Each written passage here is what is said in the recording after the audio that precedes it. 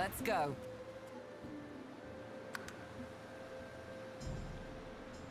Malady grabs the vessel with 2 hands and pushes it into the water.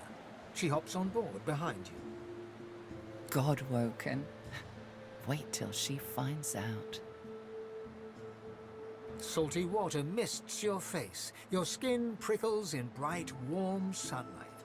The boat bobs forward through the water, and Fort Joy shrinks behind you. Tired but victorious, the party made for the Lady Vengeance. The horrors of Fort Joy behind them. They arrived as sorcerers, then left as God-woken. The fate of this God-forsaken world now rested on their shoulders. Or at least, on the shoulders of one of them.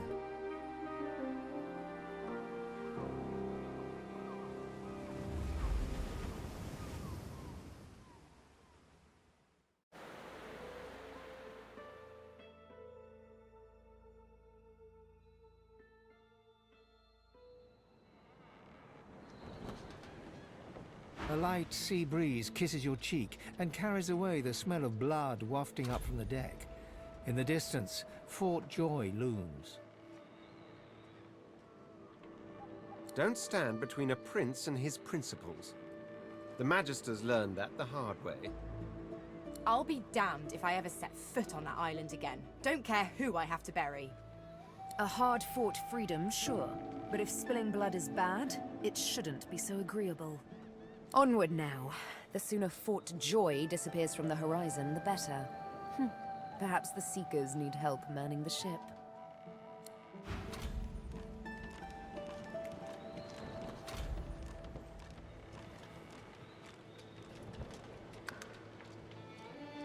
The squirrel looks around the boat, chittering excitedly. At least he sounds happy.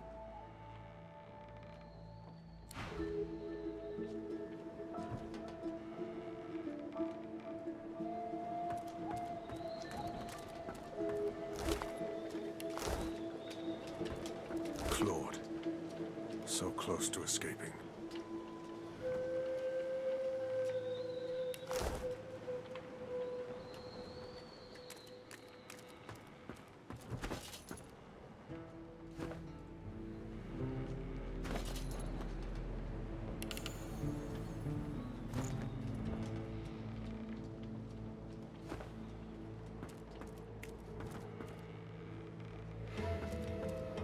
Spare me, Gareth. We got what we came for. This is what success looks like. I won't see them tossed overboard. Not here. We'll hold a proper service.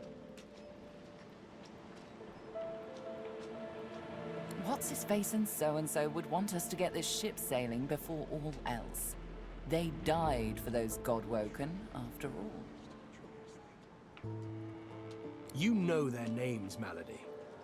Can't you even pay them that much respect? Gareth inhales sharply, then catches you out of the corner of his eye and smiles, barely. Our guest stirs. Welcome, Godwoken. Glad to see you safely aboard. Very glad indeed. Too many. One too few, actually. Alexander, he's alive.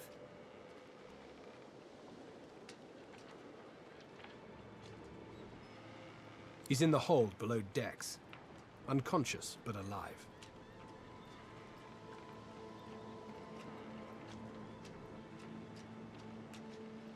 Question him. Someone has been hunting your kind, and Alexander fancies himself the only Godwoken worthy of ascending. As far as we know, you may even be the last still alive. If Alexander is guilty, he'll face justice. Yes, we certainly had better, but the ship won't move. She's mute. We need to free her tongue. You're welcome to try, though I doubt it'll help. What Gareth means to say is don't bother. Livewood will only move when it wants to, or in this tub's case, when it's forced to. That's right. The ship's made of an elven ancestor tree, the spirit of which is still trapped in every plank. What we need is a way to control the bloody thing. The Seekers, the survivors of us, have been combing the ship from bow to rudder. It hasn't been easy. This place is laced with dark magic. These Seekers have such a limited skill set. We lost a man in the search. Malady might not appreciate that, but I do. And I hope you do too. I'm sure the Godwoken will be able to get the ship moving. They kind of like to feel useful, don't they?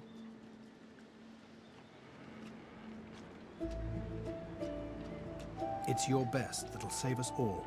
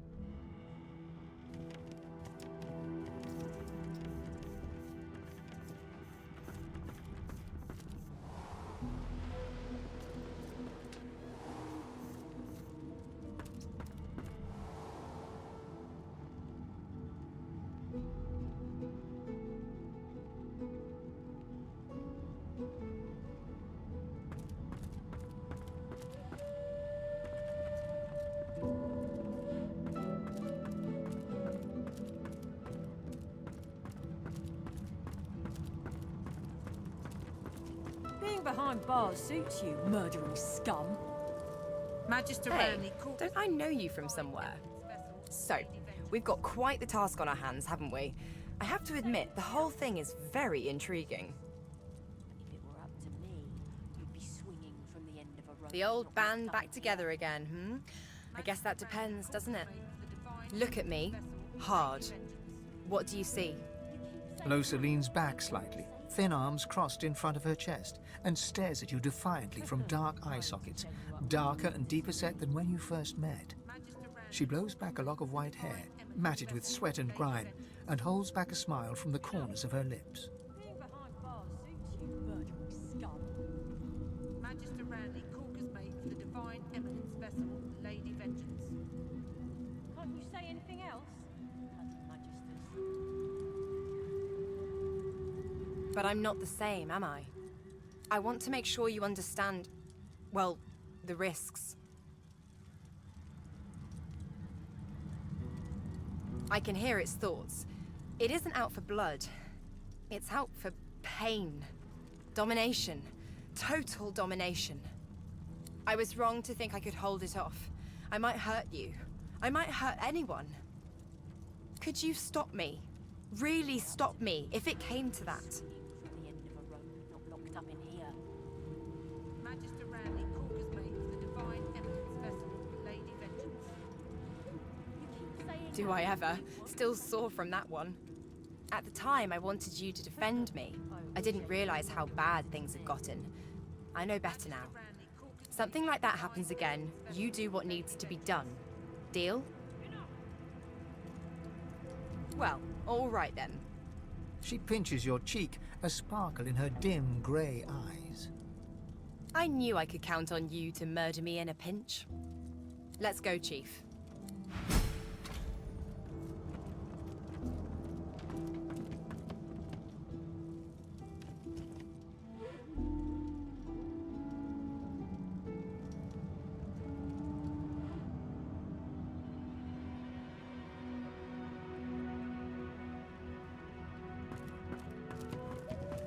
We've braved the joy, and I lust for further adventure.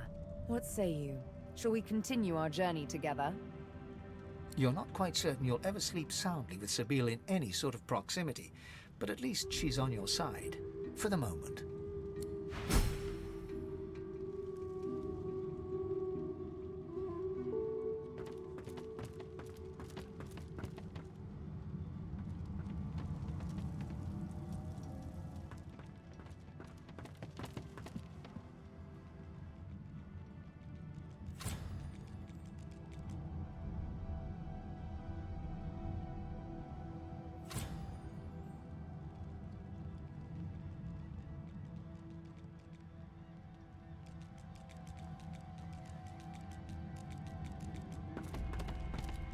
The door seems like any door, at least at first. Then you notice its unblemished wood. There is no knot, no scratch, no dent to detract from its apparent perfection. The wood groans and creaks. For a moment, you swear a face appears in the wood. A face tortured and tormented, a six-sided shape carved upon its forehead. The face vanishes. The door stays resolutely closed.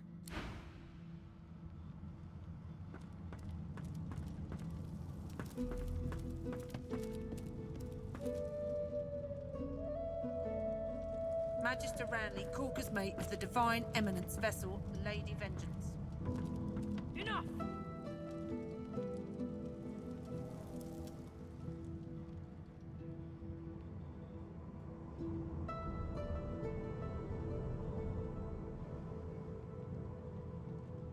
Expert warriors for hire. All I spotted something.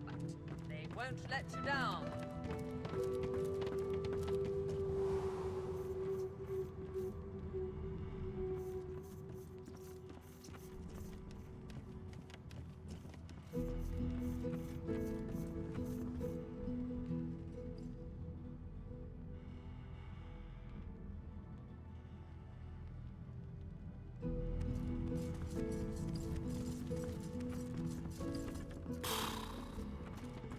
Wish I had half a clue what I was looking for.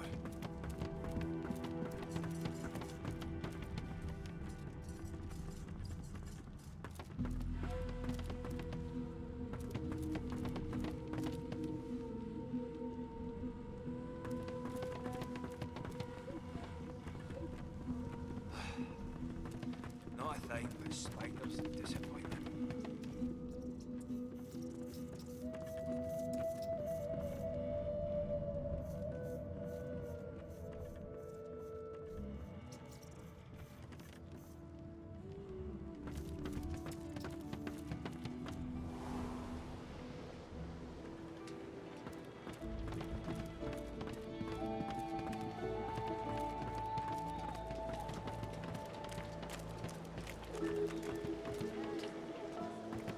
Pray to you for my Seeker brethren.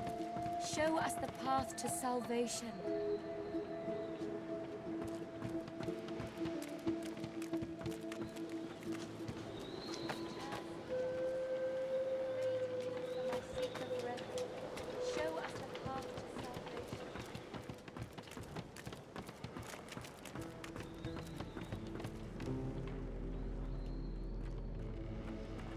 There must be something around here. Trickery to have used to control this.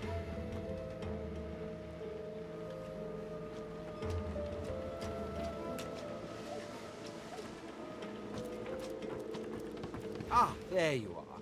High time to stop gallivanting and resume our journey together, wouldn't you say? Off we go, then. Nothing on any of the dead bodies. Maybe there's something below decks. We have to set sail.